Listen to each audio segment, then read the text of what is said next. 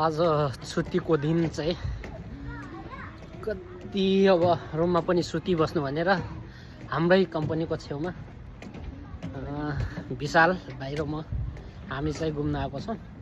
पुरा यता चाहिँ खतरा ढुङ्गाको चाहिँ आकारहरू बनाएर छ। यस्तो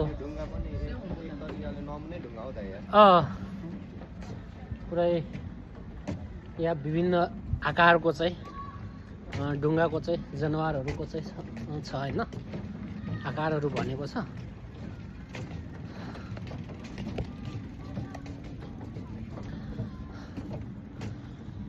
अब खासमा जति सुत्यो कि अब रुममा बस्यो भने झन् पेट भरेको भरै छ। उमेर र पेट भरेपछि झन् काम गर्न गाह्रो हुन्छ भनेर यसो आज पेट घटाउनलाई नै साइक्लिङमा आएको खासमा।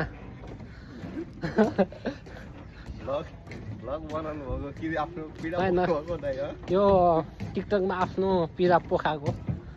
अब पिरा त के भन्नु, अनुभव भनौँ न होइन।